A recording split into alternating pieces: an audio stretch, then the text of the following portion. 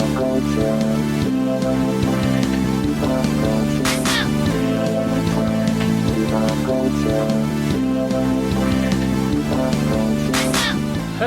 everybody, and welcome to Bill and Frank Eat Pop Culture. I am Frank, and with me, as always, is my friend Bill. How you doing, Bill?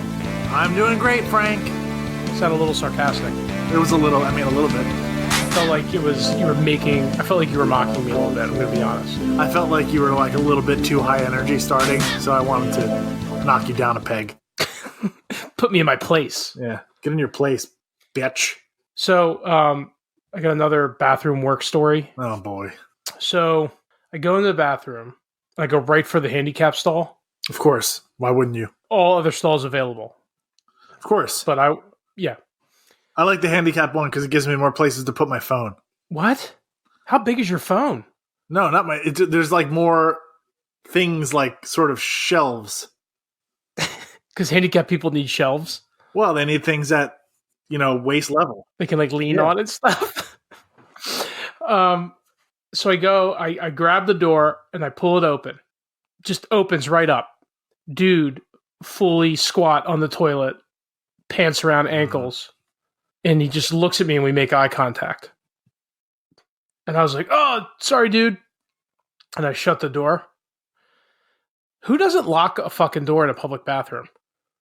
Yeah, I feel like that's a pretty big faux pas. Like, I felt bad, but then I was like, wait a minute. What kind of fucking idiot takes a shit at work and doesn't lock the fucking stall? Yeah, I wouldn't feel bad at all. I would have immediately started berating him. And it's weird now. Wait, was he actually handicapped or was he just in the handicap stall? No, he was just in the handicap. Because then I would feel bad. No. All right. No, he wasn't. But now, like, I see him, like, every once in a while we'll pass each other in the office. And it's so weird. Like, it's so uncomfortable. I feel like I fucked him or something. You should. I see in these situations, I feel like instead of really living in the uncomfortability, just double down. So, like, every time you see him, just give him, like, elevator eyes. Just, like, look him up and down slow, and then just keep walking. Don't say anything. He had really hairy legs. Gross. No, it was gross. And I have hairy legs, as you know. Yeah, you do. You do. So what's been going on? Anything fun? Not really. My life is just full of, like, crappy adult stuff that's not fun. I mean, I'm moving. So, I mean, that's not fun. Like, that's happening? Yeah, I mean, I'm not moving for another, like, month, but I've started, like, I'm moving from a bigger house to a smaller apartment, so there's a lot of downsizing, and I have to figure out, like, what to get rid of. That's not, I mean, who wants to hear a podcast about that? Nobody does. That's who. So I had a pretty fun weekend. I went to the comic book store Saturday morning. Mm-hmm. And I finally pulled the trigger on a Fin Fang Foom Bowen bust that I've been eyeing for the last 2 years.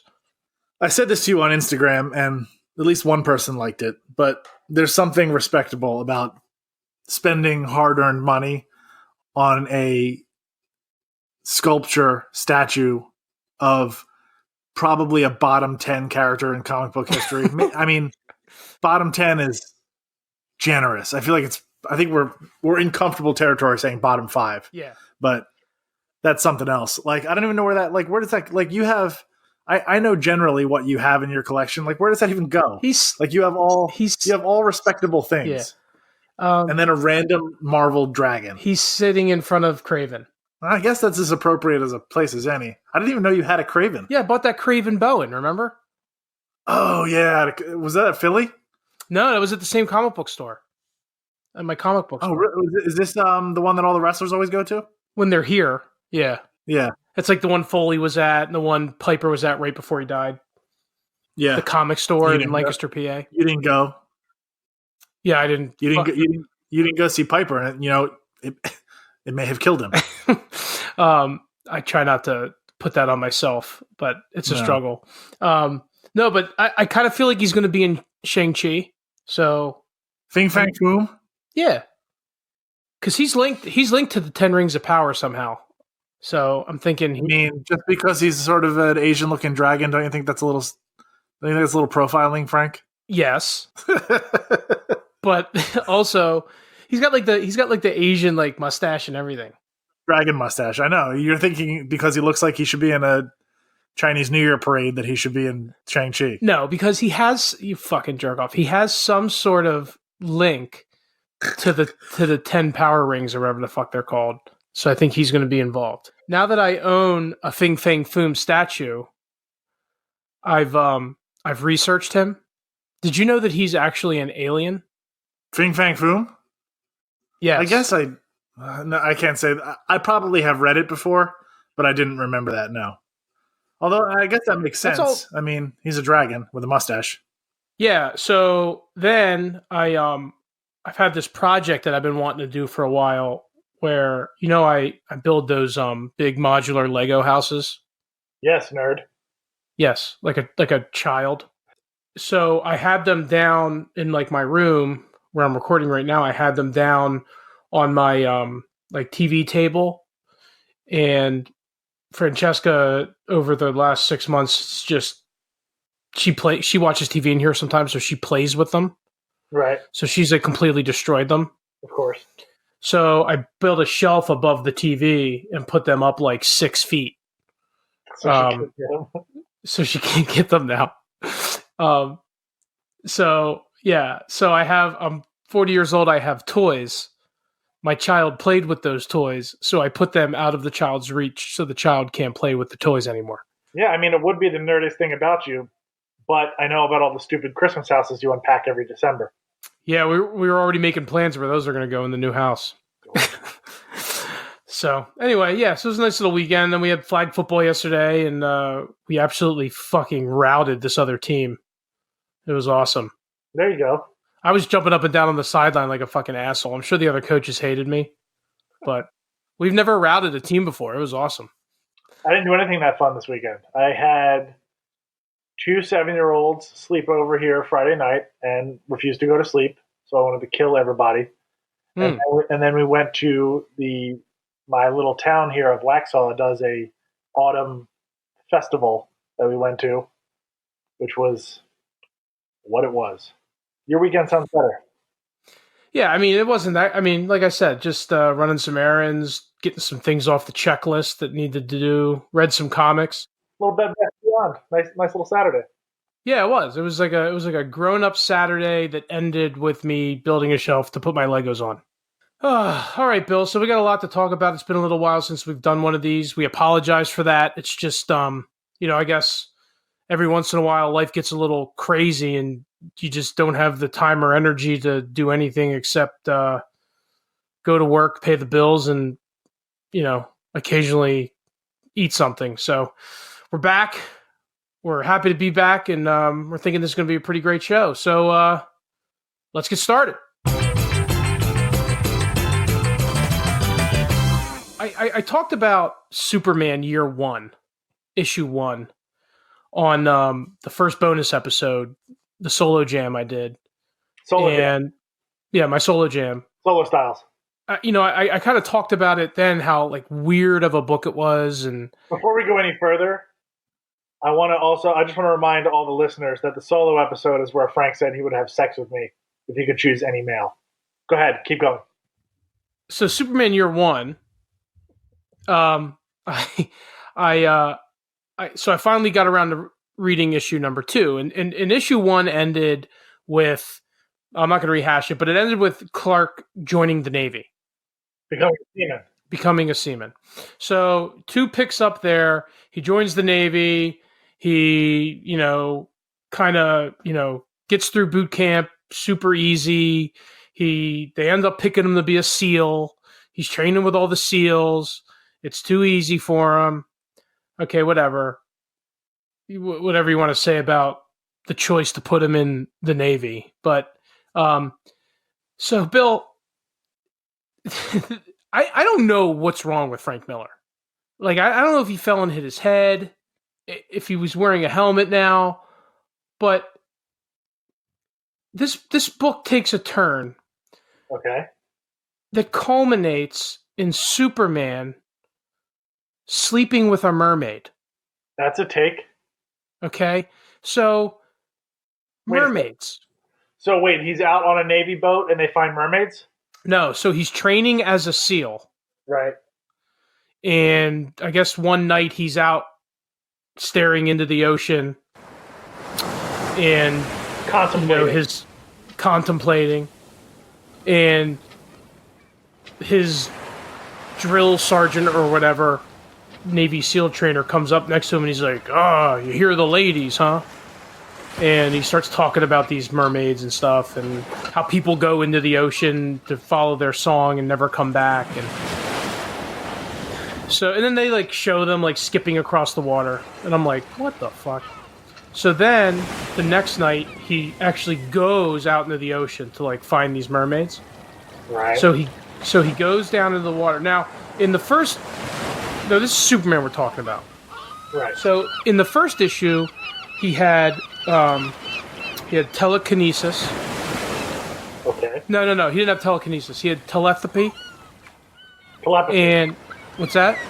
Telepathy. Like he can speak it like Charles Xavier. Yes. And he was an empath. So he could like sense and control people's emotions.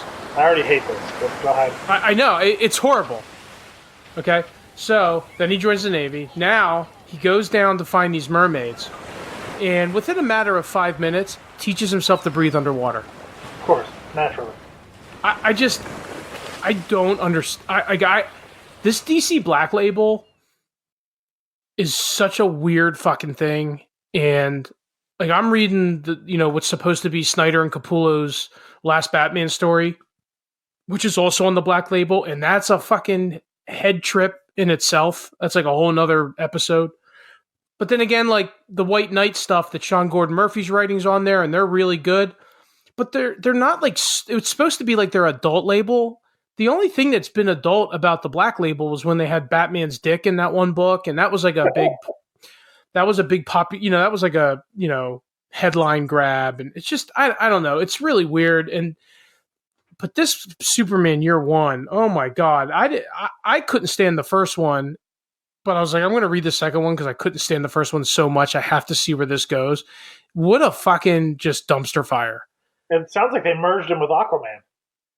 Well, yeah, they're merging him with he's just like, so he goes down to the water and he fucks this mermaid, and then she falls in love with him, and then she introduces him to her father, who of course is Poseidon, and Poseidon goes crazy and tries to have Superman killed, but Superman... Wait. That's the plot of The Little Mermaid. Yes. So maybe I was reading The Little Mermaid. Nope, I was reading Superman Year One. Maybe Frank was watching The Little Mermaid. Dude, it is so... You may have to read it just to like see how fucking crazy this is. I might. I still have my DC app membership, so I can read it digitally. So yeah, so that's what I've been reading. And then on the other side of the spectrum, I tweeted something about this morning. Chip Zdarsky's Daredevil is fucking awesome. Yeah, it is. I've been hearing a lot about this guy, this writer. It is so good. It's emotional. It's dark. It reminds me of when Bendis first took over the book. Oh, the Brian Michael Bendis, Alex Maleev art run on Daredevil is like among my favorite things ever. Yeah, it's such a good book, and Zdarsky's a really, really good writer, and like he's kind of getting in that vein with me where I'm going to start reading anything he writes. But I haven't read any of it. Who does he have Daredevil involved with? They did this thing where like when Charles Soule ended his run, I think remember he got hit by a truck, and he was like in the hospital. Matt got hit by a truck? Matt got hit by a truck. Okay. So he's in the hospital and he has to like rehab. And then there was like a short like mini series. I forget who wrote it. I don't think it was Zdarsky. Him rehabbing, and he kind of like quits being Daredevil. He decides to stop being Daredevil or whatever. Or no. He rehabs, comes back to Daredevil. Then Zdarsky's run starts, and he's stopping like a crime, as Daredevil is wont to do, and he accidentally kills a guy or something like that. Okay. And then there's this new like hard ass badass detective in New York that transferred from Chicago, and they draw him. He looks like Idris Elba, and he's like got a hard on for Daredevil. So he's like after Daredevil, and then Daredevil accidentally kills this guy. So, this guy's looking for him, but he's like a good cop, and all the other cops in New York are dirty. Sure. They're like making it tougher. I'm telling you, there's so many layers to what's going on in this story. It's really, really, really good. Yeah, And in the last issue I just read, like he decides he can't not be Daredevil because there's too many people that need him. Pretty awesome. It's just really, really good. And you don't get a lot of that good storytelling anymore. There's no like there's no bullshit, there's no politics. It's just a good Daredevil story. So I just wanted to shout that out. Chip Zdarsky, Daredevil. It's awesome. Go buy it. Yeah, I know you're a Daredevil guy. You should read it. Yeah, for sure. That's really all I had for comics. While we're in the vein of comics, I saw Joker. Have you seen it yet? Unfortunately, I have not. I had plans to go see it last weekend, and I just couldn't make it work because of life.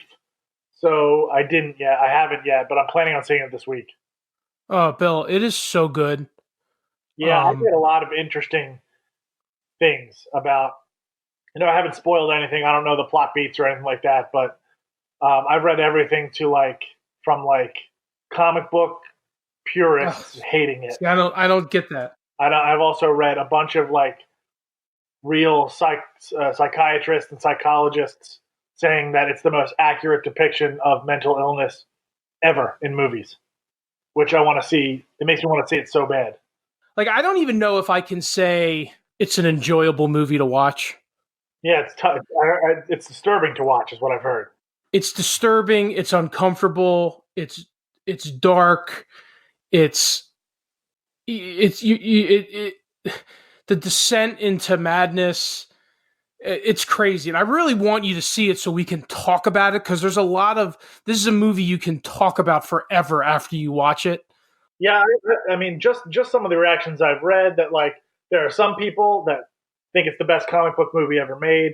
There are other people that say it's a great movie and a great performance and a great sort of picture of what mental illness is like, but they're not super fond of their Joker not being funny ever.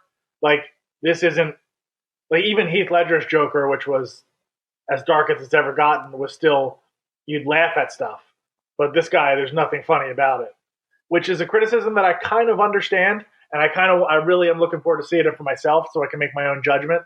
But then another thing we should talk about, and this is also, a way to talk about this in a non-spoilery, but the fact that Joker was made for $30 million and had a bigger opening weekend than Justice League is that's stunning to me. And the fact that it now, if studio projections hold up, has a chance to top $1 billion worldwide. That is something else, man. Yeah, and I'll tell you, all these people talking about it's, the uber violence and all that, it's all bullshit, dude. There's I think there might be 6 on-screen deaths. Yeah.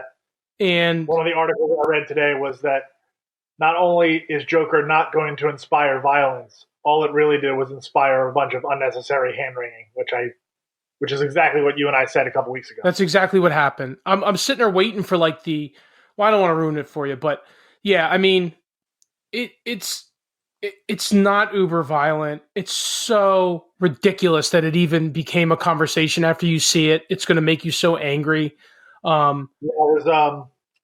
I turned it off because I was afraid they were going to spoil stuff, but I was listening to Kevin Smith talk about it, and he was saying that the pre-release hand-wringing was so ridiculous that there was literally way more violence in Once Upon a Time in Hollywood this past summer than there was in Joker. He was much more unnerved by some of the stuff that Tarantino got away with, and nobody said boo. than anything that happened in this movie. Yeah, I mean, to me, it's not a movie about violence. It's a movie about mental illness. Yeah. It's a movie about isolation.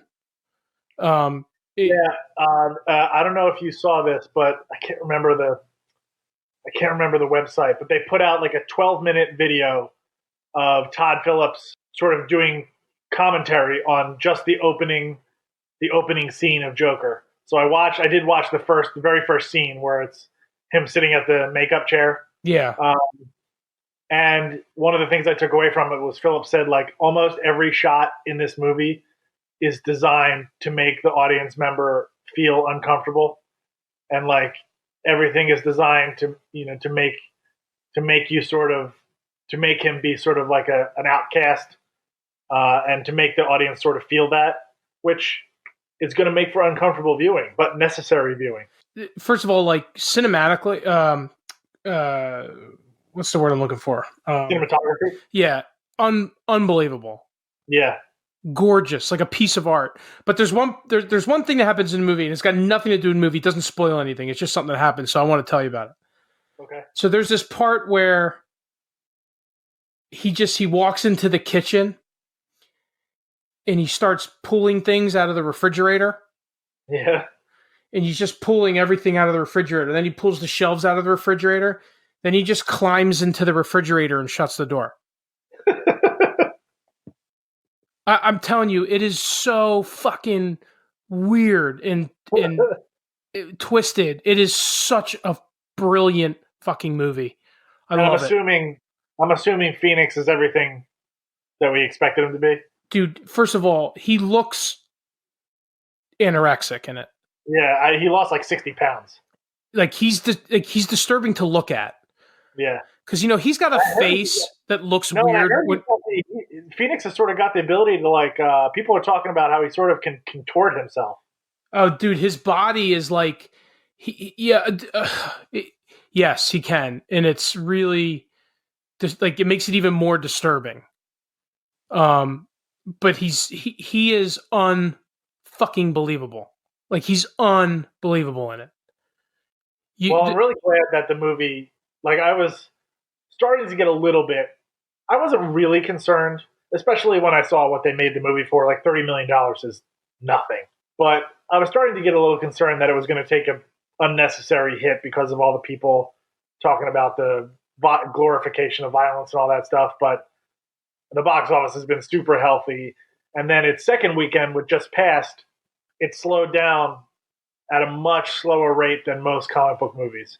Like it depreciated slower than like Wonder Woman and Infinity War. Like it's really holding up well. It crushed the new Will Smith movie that came out this weekend, which made me happy. So I'm glad that that its box office wasn't negatively affected by anything. Yeah, the closest thing I can compare it to is Taxi Driver, which Phillips has said repeatedly was one of his major inspirations. It's really got that same kind of feel to it. He said Taxi Driver and what was it? King of Comedy. King of Comedy, yeah. Yeah. So yeah, I mean it's great movie. Phoenix is ridiculous in it. He better be fucking nominated. I think he even could be a threat to win. Yeah. But yeah, fantastic movie. I haven't seen it. Go see it. Don't be worried about the violence. It's nothing. It's barely even there. It's interesting you bring up Joker because one of the things I was thinking about this morning when we were kind of putting together what we wanted to talk about tonight is I was reading an article about the movie, and offhand in the article, they were talking about like how some people, and this is an opinion that I understand. Whether I agree with it or not, it's not, but I'm not mad at it. Some people don't want an origin. They don't want a clear-cut origin of the Joker. They prefer his origin to remain shrouded in mystery. Some people think that one of the things that makes the character so great is that you never really know where he came from. And one of the things that people loved about Heath Ledger's performance is that he kept making up new shit, so you can never tell like what was the truth and what wasn't. Yeah. And then offhand in this article, they said that like hell, in comic book form, there are 3 Jokers now. And I was like, what the fuck? Because I haven't read Bat comics probably since whatever the arc was that Gordon became Batman. I was like, I'm going to take a break. Oh man, that was a while ago. Yeah, it was a long time ago, and I meant to pick it back up, and I just haven't. So I know you've kept reading it. I'm wondering where does the Joker stand now? What do we know about him? So so the 3 Jokers thing. I mean, there's always 3 versions of every character in DC in the DC universe, right? I mean, because you got all the multiverse shit. I guess what they're well, first of all, so the main Batman book, Tom King has been writing. He really hasn't dealt with the Joker a lot, unless I'm missing an arc in my head. But I didn't get too crazy down the rabbit hole because I was at work, but I clicked on the guy had like hey, there's 3 Jokers now, and he had like a hyperlink, so I clicked on that, and it was saying that sometime post Endgame, Batman got to like ask a question of like something that knew everything, and he asked, "Who is the Joker?" And the answer was, "There are 3 of them." Is that something you remember? I don't remember that. Yeah. So apparently, like there was this like throne or something that like knew everything in all the multiverses or something. And Batman said to it, he asked it, who is the identity? What's the identity of the Joker? Who is he? And they said there are 3 of them. And Batman said that's impossible. And that's the last I remember hearing of it. So yeah, you know what? I kind of remember something about this when Rebirth first started. Right. The only thing I'll tell you this. So in the main Batman book, Tom King really hasn't touched the Joker much. He showed up right before Batman was supposed to get married to Catwoman very quickly, and then kind of disappeared again. I'm not fully caught up in Doomsday Clock because I'm waiting for it to finish to right. to read like the last.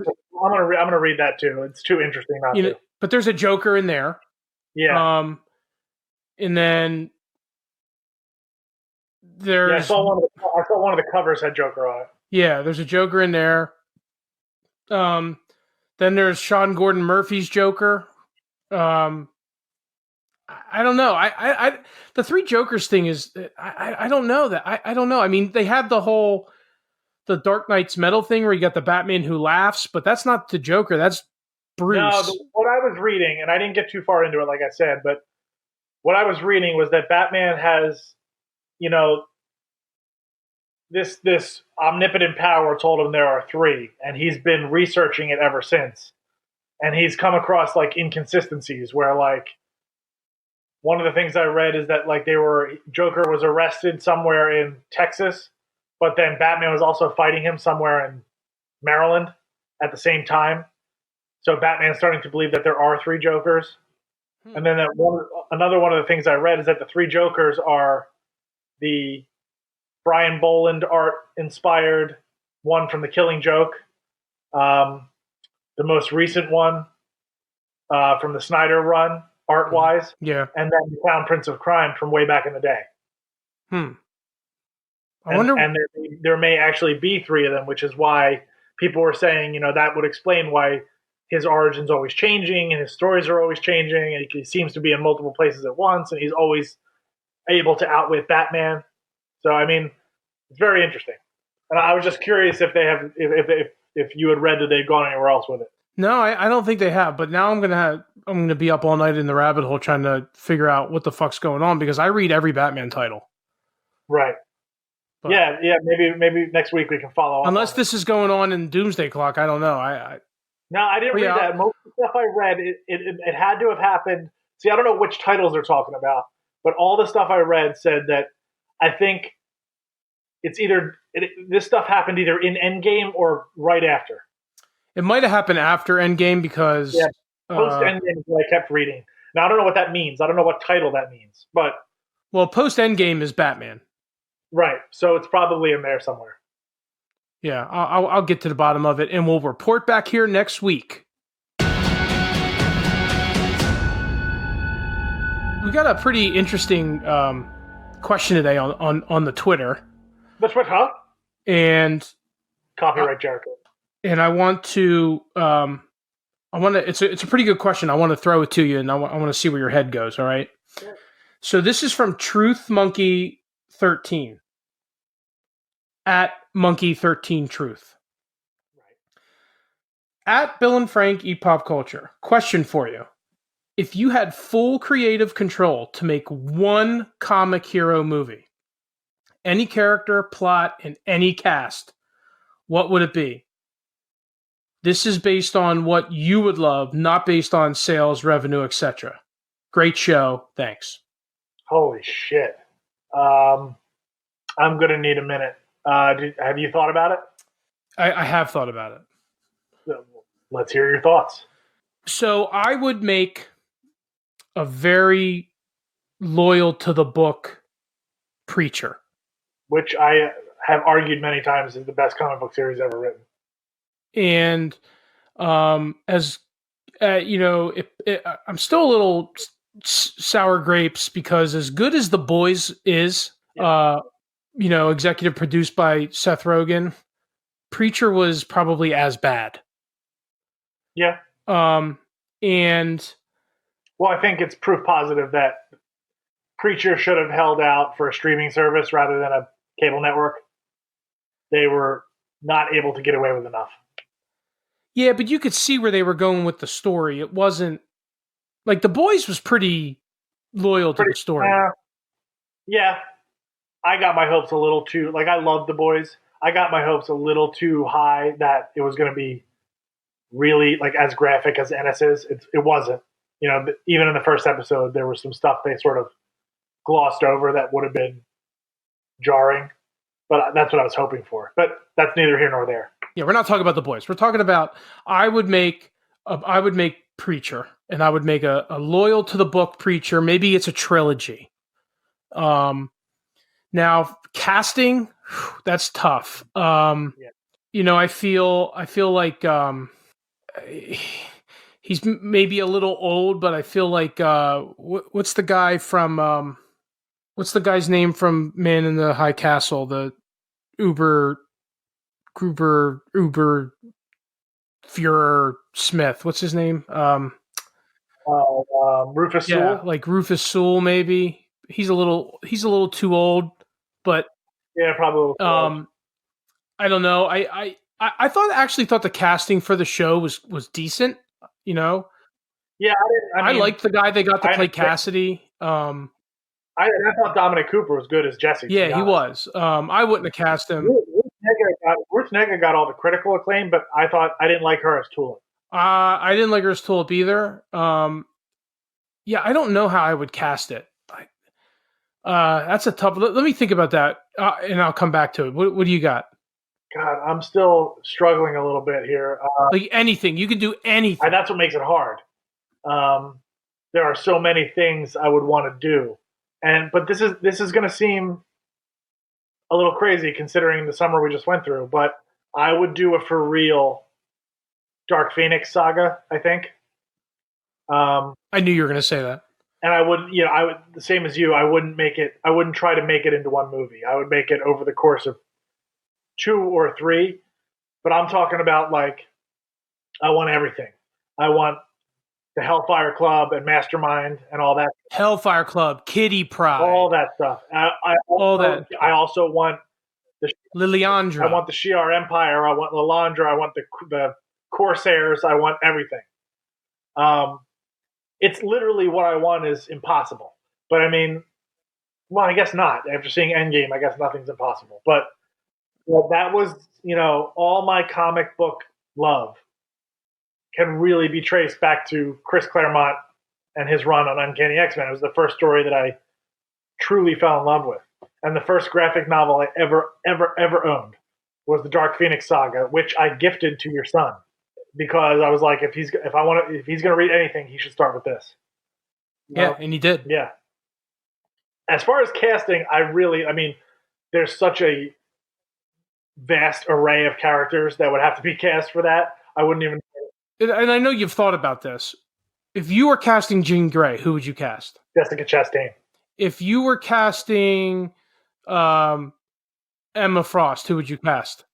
Based on what age those X-Men were in Claremont's run, Chastain is probably too old, but she's who.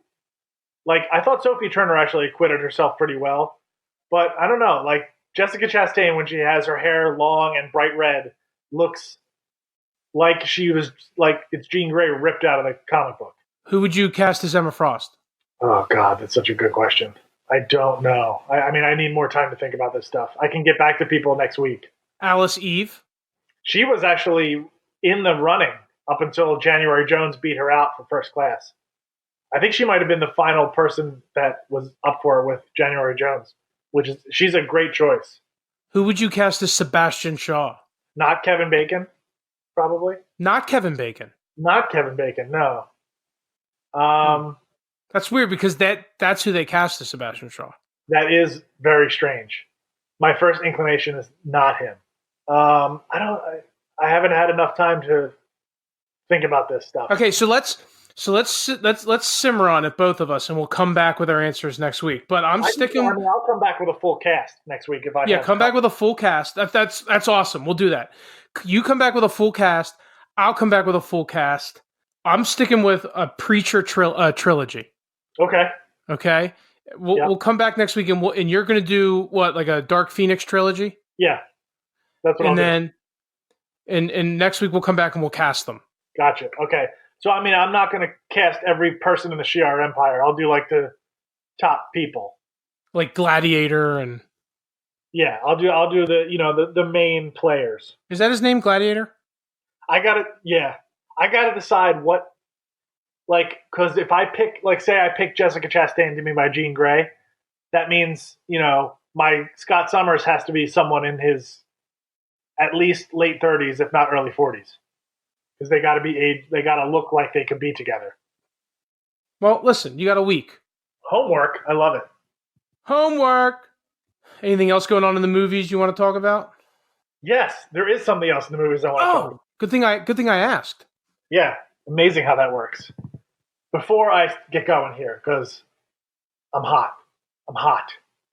I want to say I love and appreciate all of the movies that Martin Scorcese has directed over the past 40 years that I've been alive.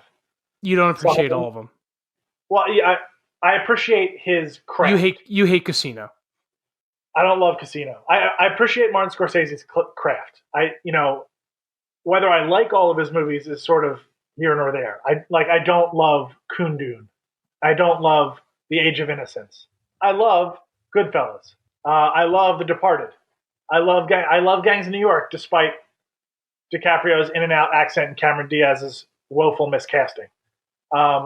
He is clearly one of the greatest directors ever in motion pictures. Shutter Island is the fucking bomb.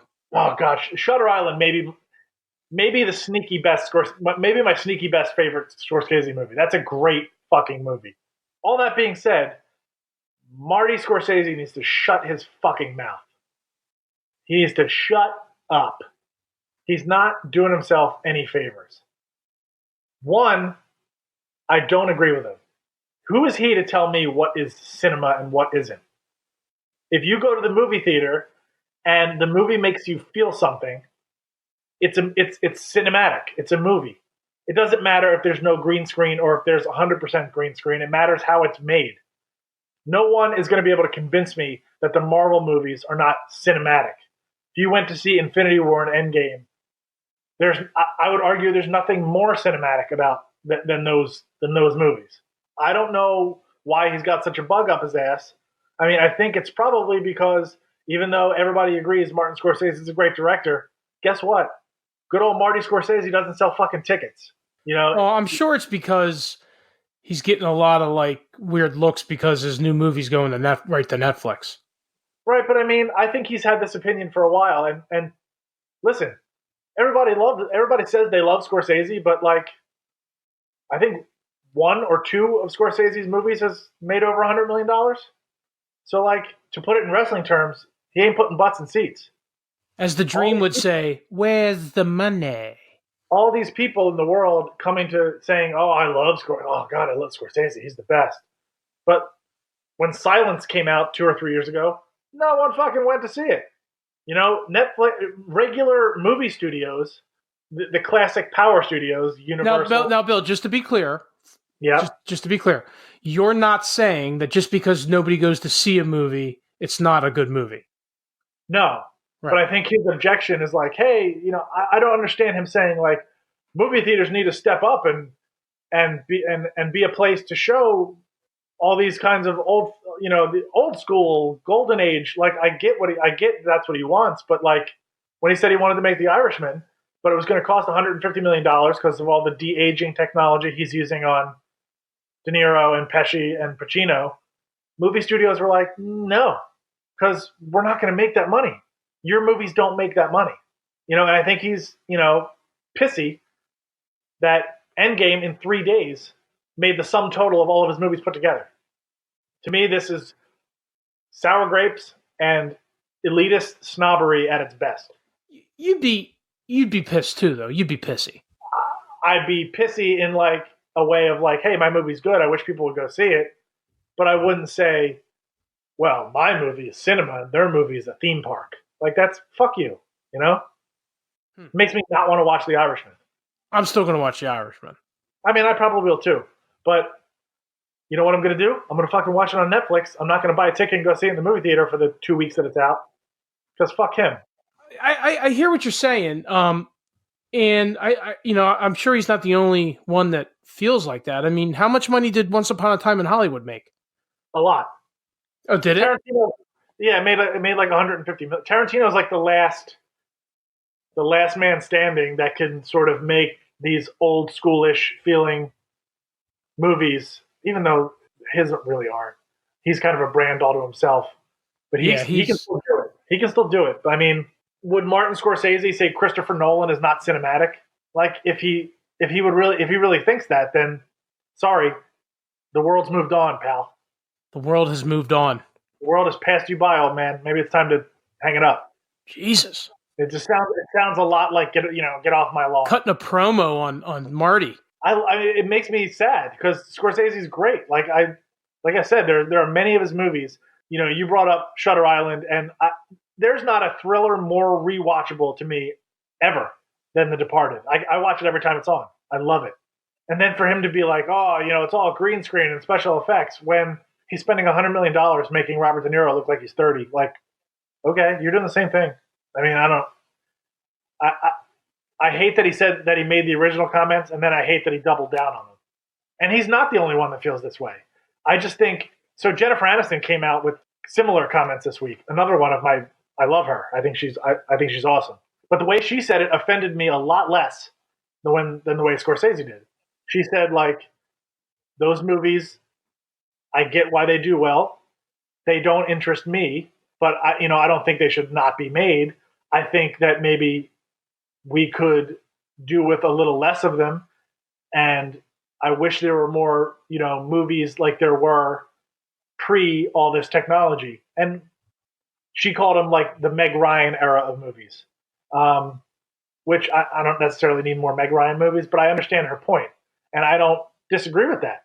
I do think that the $30 or $40 million budgeted dialogue-driven thriller or dialogue-driven romantic comedy, those kinds of movies don't really exist for movie theaters anymore. They all go right to streaming. And that is a bad thing. That's sad.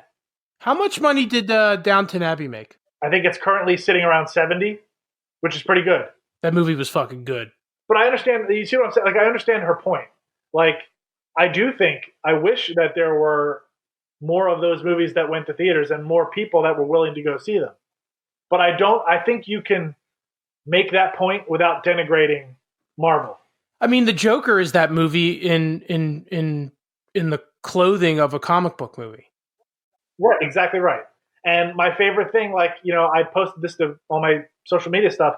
Robert Downey went on Howard Stern this past week, and Stern was like, "Well, what do you think about him saying, these movies that you've dedicated the last 10 years of your life to were not cinema?" And he said, "Well, that would be like me saying Howard Stern's not radio." And that's that. He said it better than that's exactly correct.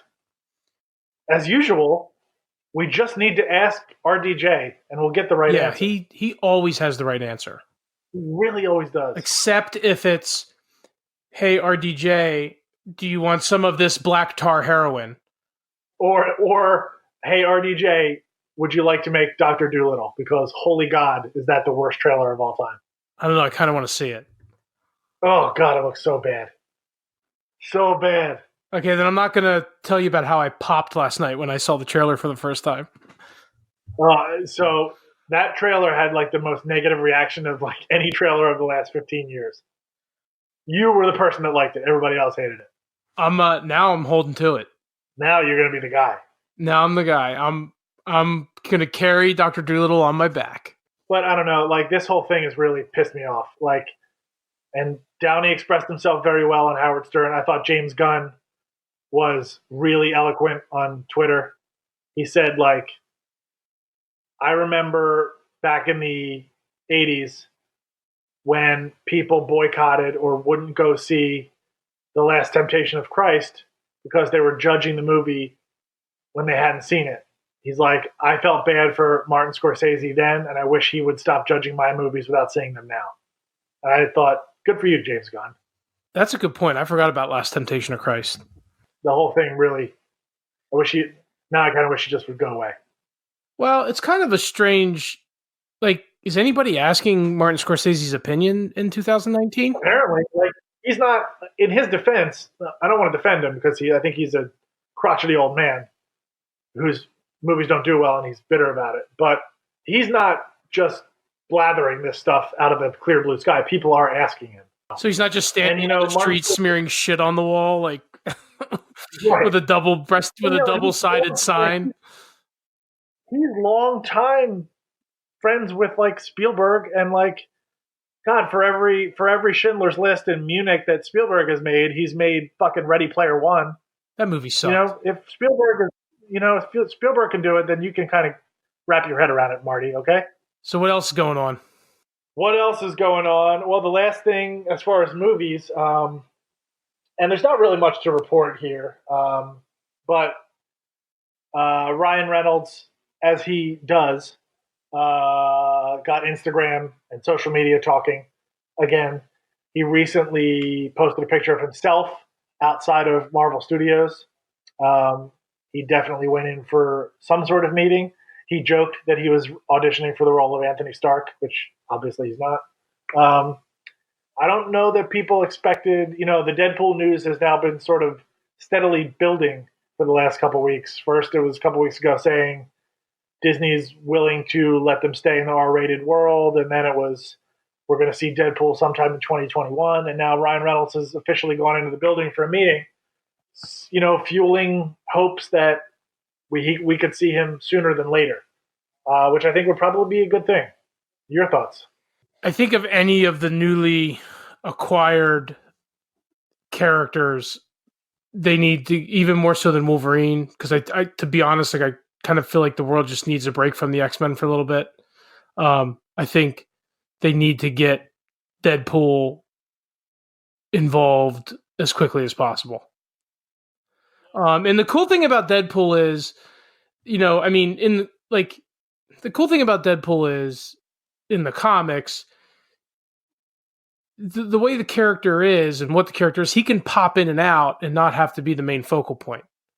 There's so much they could do with him in multiple movies, just showing up, for a couple. I would like to see him just show up in different movies, leading up to his, you know what I mean? Does that make sense? Yeah, no, that makes sense a lot.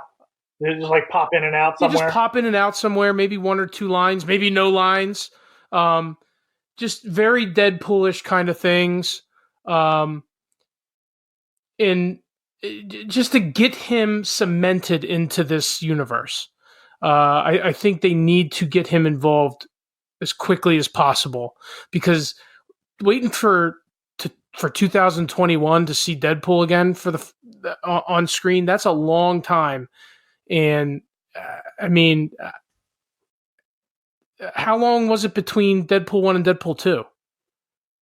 2 years, maybe? Yeah, I mean, and Deadpool 2's already, what, a year old, year and a half old? Yeah, at least. So you're talking 3 years, 3.5 years, almost 4 years between Deadpool movies. I mean, by that time, I mean, Jesus Christ, Scotty Young almost killed the fucking character. Yeah. We get another shit writer on the book, nobody might give a shit. It's people, people have short attention spans, and they need to keep those coals stoked, I think. Yeah, I was thinking to myself this morning, what an interesting position Ryan Reynolds finds himself in. It's like is really the only guy that's sort of in the catbird seat. Like, he really sort of, I mean, I don't want to say he has Marvel by the balls, but like, he's the only one that they literally can't recast. Like, they can't, if any other actor was like, oh, I don't want to, I want to be paid more, or, whatever. If somebody like James McAvoy is like, oh, I want to be paid more to be Charles Xavier again, they could be like, okay, fuck off. We'll recast the role. He's the only one they can't do that with. If Hugh Jackman were still active, he could probably get away with it too. But it's really interesting. Like, Reynolds is kind of holding all the cards. Like, there's no way you can bring Deadpool in without him. He was the only one that was so massively successful at Fox. He's as much Deadpool as Robert Downey Jr. is Tony Stark. Yeah, that's correct. Or as Chris Evans is Captain America at this point. Like, that makes it really interesting. Like, he can, like, if Disney's like, listen, I think we're going to go PG-13. Reynolds can be like, okay, then you're not doing it with me. Like, that's really interesting to me. Like, the guy's all of a sudden got a ton of power. I feel like he can almost pick and, like, he's so synonymous with Deadpool, and he's also so invested in the writing and creation of the story and bringing Deadpool to the screen that I feel like he can almost pick and choose where he wants to show up. Well, that's what I'm saying. I mean, like, get creative, like, work it in. They do so many reshoots and stuff post that nowadays they could put him in. There's so many ways. Just him having a presence, like, to me right now, it's about him having a presence in the universe as quickly as possible. Yeah, and you know what? I was just thinking about what you said. It'd be really cool too if he popped in and out of places and also jumped from movies to TV. Oh my God. If it'd be so funny if you randomly showed up in, like, Loki. I tell you what, that might be the best place for him to show up.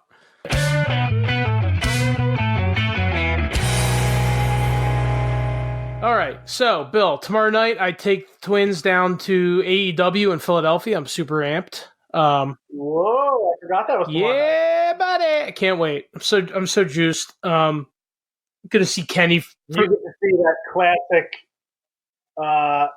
Darby Allin versus Chris Jericho AEW World Title match. Yeah, it's a street fight too, so I probably won't get to see any of it. 100% know who's going to win. Yeah, exactly. But no, I'm just like, I'm amped to see Kenny live and see Cody and see the Bucks, and I'm hoping I get to see Orange Cassidy. I'm MJF. I'd like to see him cut a promo, but I'm so excited. I can't wait. Yeah, I get to go in like 3.5 weeks. So, I thought the second episode of AEW was better. A lot less viewers, apparently, but I thought it was. Oh, did it shed a lot of viewers? What's that? Did it shed a lot of viewers? I didn't see that. I think the numbers I saw, it was like 1 million. And Raw and NXT had like 800. Oh, so NXT closed the gap. Maybe, yeah. Unless I'm remembering the numbers wrong, it's something like that. I don't know that NXT closed the gap more than AEW lost viewers. But yeah, I thought it was a great episode. Now, on the other hand, since the last time we had one of these shows, Hell in a Cell happened. I'll put it that way. And man, oh man, whew. Yeah, it's arguably the worst booked main event in the last, as long as I can remember.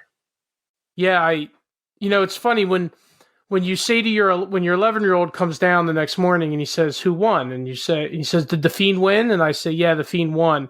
He goes, "How did he win?" And I said, "Disqualification." And your 11-year-old, without even skipping a beat, goes, "How did he get DQ'd in a Hell in a Cell?" Yeah, it really. Not only was it a badly conceived finish. Okay, so for those who don't know, it got into weaponry. Seth Rollins started using all kinds of weapons on the Fiend. Pulled out a sledgehammer. Had Bray Wyatt had the Fiend buried under a bunch of stuff. Was going to hit it with a sledgehammer. The ref told him not to. He did it anyway. And what was eventually came out is that WWE ruled it a no contest and a DQ. But not only was that badly conceived and terrible for everybody that was watching, and especially those that were there, they didn't even explain it well live. Like, no one had any fucking clue what happened. Like, I was watching it, I had no idea why the match was over. And they didn't say anything. It was just terrible. Yeah. And it went a long way. Like, Seth Rollins' character has taken a hit. Like, people are that upset. Yeah. Like, right after Hell in a Cell, the hashtag Seth Rollins is not cool was trending all week. That's a really specific hashtag. Yeah, right? If you have a hashtag with your name in it that is a full sentence, you're in trouble. I feel like they literally were like, well, we don't want to take the belt off Seth, but we need to keep the Fiend strong. How do we do it? And this is the kind of shit that was supposed to stop once like Heyman took over and Bischoff got involved, and you just expected to see better storylines and better booking, and this reminds me of a Nitro finish. Yeah. This reminds me of like a Monday Night Wars WCW finish. Just a train wreck. Yeah. Made no sense. Yeah, it was mind-boggling. It very much. My reaction to it was very much like when the finger poke of doom happened, where I was like, really, like, who booked this shit? But it's even more like, I actually give the finger poke of doom more credit, because at least they booked something and it made. Whether it was the right thing to do, like, it told a story. Is debatable. But and then the next night on Raw, they come out and they completely ignore that it happened. WWE is in some kind of place right now. It's I don't know. I feel like, and then we're like, right now I have Raw on, and they're in part 2 of the draft, which I feel like has been sort of a clusterfuck. Bill, you worked there for how many years? 12. What do you see that's going on there right now? Yeah, like what I mean, you were there during pretty good creative years. Decent, yeah. So one of the things that, I was listening to Jericho's podcast, and when you filter out the fact that he's clearly biased, he had Brian Alvarez on, who I generally don't like, but he made a good point. Like, WWE really isn't trying to find the next Hogan, Austin, Rock, Cena. They're not even doing that anymore. They're really, the top babyface in WWE is the brand.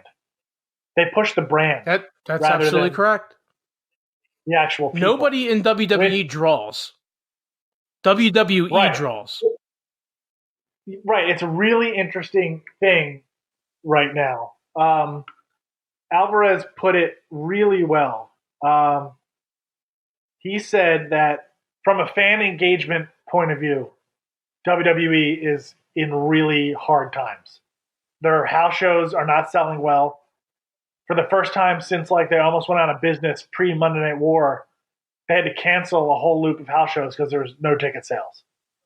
So they're having a tough time filling up the arenas. Fan engagement is low. There's nobody that fans are really rooting for. Yet, at the same time, they've never, ever made more money. Business has never been healthier because they signed the huge, gigantic Fox deal to be on SmackDown on Fox. They signed, the USA re-upped for Raw, and they got like a 400% raise because in today's TV landscape, finding any kind of programming that can give you a solid 2 or 3 million people is like gold because nobody has it anymore because of streaming and everything else. That's why Fox was so willing to fork over all the money for the guaranteed audience. Like they know that SmackDown is never going to dip below a certain threshold. Wrestling is very consistent. But so WWE is making money hand over fist with the TV deals. They signed the $500 million deal with Saudi Arabia, which fans fucking hate. But WWE was like, okay, well, are we willing to take the public relations hit? And is the price tag worth it? And they were like, yes, it is. We're living in a weird era where the time has never been better for a second promotion because there are millions of fans that are literally dying for an alternative because WWE is not giving them what they want. Yet at the same time, it's not like the Monday Night War back in the day because WWE is in no danger of going out of business. I mean, not even, whereas the Wars back in the day was, Bischoff going, I'm going to put this guy out of business, and it actually being a legit possibility. Now it's more like, hey, we're going to be a legit alternative. Yeah, dude, when I was working at WWE, there were people there that were there through the 90s.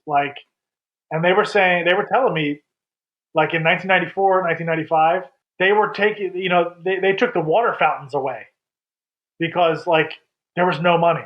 Everybody, they were down to a skeleton crew of production because they couldn't afford to keep anybody full time. That was a legit, if WCW wins this for real, we're going out of business. This is different. It doesn't matter if AEW draws 25 million people per night on TNT. WWE's not going anywhere. They're making so much money, it's frightening, which is why they can sort of deal with the rough patch they're going through with as far as fan engagement. Yeah, but see, I don't know why it's got to be one's got to go out of business. No, it does. What I'm saying, it doesn't. I'd rather them both just be really good. Right, and that was what I kind of feel like. WWE's going, yeah, whatever.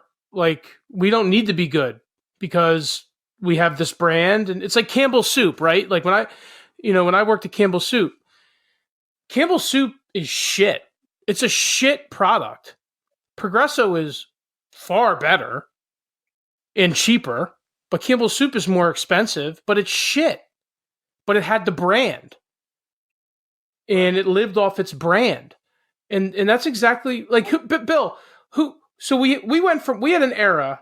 We went from Hogan to and then we had a little bit of a dip when Brett and Shawn were carrying the company. And then we had Austin, The Rock, Cena. Okay? So who's that next guy? That's the thing. He doesn't exist right now. No, because times have changed. WWE feels like it's more important to push the brand than any particular person. I feel like they're a little gun shy on doing that because they tried for 4 years to make Reigns that guy, and it didn't work.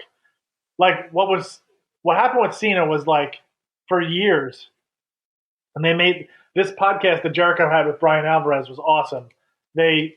He made this point, for years they kept saying, oh, turn Cena heel, and Vince stuck to his guns, and it was the right decision because Cena ended up being a breakthrough guy. And then for years and years after that, they were saying oh, Cena's stale. If Cena would get out of the way and stop burying people and they push somebody else, WWE's going to be even better. And then when they got their wish and John Cena left, everybody realized how valuable John Cena was because they don't have that guy right now. Yeah, you feel his absence. Yeah, they don't have that guy. And the other thing is and Jericho has immense credibility here, and he was saying like for years and years and years since they won the war, Vince's mindset has been, listen, I know what's better. I know what you guys want. I don't need to hear what you want. I know what's good for you. So it doesn't matter to me that you say you want something different. I'm going to give you what I think you need. And that's been WWE's attitude ever since the war ended. And it's been fine because there's been no competition. As a matter of fact, Vince has only sort of changed his mind on his programming once in his life. Back in 1995 when it was like, okay, I have to change the way I'm going right now or I'm going to go bankrupt. So until somebody can prove to him like you're in a lot of trouble if you don't start doing things differently, it's not going to change. But Bill, once the excitement over SmackDown, I guess you're saying that SmackDown will never go below a certain number. Is that what you're saying? Yeah. I mean, I think you can pretty much guarantee, especially if, like it looks like they're doing, there's going to be a ton of A-list talent, and it's going to be like putting that on main Fox. WWE programming has never been available in this many homes ever. Just by nature of that, I feel like SmackDown's ratings are going to be higher than Raw's for the foreseeable future. Yeah, I mean that allows for laziness and complacency to seep in. Yeah, all you can hope for is that AEW really pushes them, but I don't even know that it's going to happen. Like, yeah, but based on what you're saying, Bill, is even if AEW does push them, it doesn't matter. Yeah, WWE doesn't have to change course because I don't think there's anything that can threaten WWE's bottom line right now. How can it? They signed a $500 million 10-year deal with Saudi Arabia. But Bill, you got to remember, they don't need. It's a different game now, though. So before it was going out of business. Well, that's what I'm saying, though. That's what Jericho and Alvarez were talking about. Like, okay, so when they first announced the Saudi Arabia thing and the backlash, they knew there was going to be a public relations backlash. People hated it, especially liberal people. And there was like an immediate 40,000 subscriber loss to the network. So that sounds like, oh, shit, 40,000 people. But like 40,000 people at $10 a month, do the math. Like it doesn't come anywhere close to what they're getting paid by Saudi Arabia for those shows. And it's just like how can their bottom line be threatened when they just got $2.5 billion from Fox? Like it can't. Like it doesn't matter if Fox cancels them. But what you're saying is no, that's not going to happen. And Fox won't. It's a 3-year deal. It'll run for 3 years for sure. Like or if it's a 5-year deal. I mean, there's no way. Like even now, like this is a different sort of conversation, but the fall TV shows all on the networks all came out in the last couple weeks, and ratings are historically low. Like everybody is watching stuff everywhere else, except for my jam, Prodigal Son. Prodigal Son is doing the best, but like compared to when shows debuted 10 years ago, I mean, Prodigal Son would be dead on arrival 10 years ago. No, I know. I'm just saying. Plus, you know what? Fuck you and your ratings. That's my jam. Fox got a huge fucking boost from SmackDown. Huge. Because it did like almost 4 million viewers, and its 18 to 49-year-old demographic it's Fox's best performer in its whole lineup. That's what wrestling brings you. Not everything will be 4 million because it was the premiere of SmackDown on Fox, but I think you can consistently count on 2 to 3. And that is like, it's not going away. And that's what Jericho and Alvarez were saying, that wrestling fans, when you become a wrestling fan, you generally become a wrestling fan for life. Wrestling fans don't go away. There's always going to be an audience. So like, that's because they don't get pussy. Right. They're busy not having sex.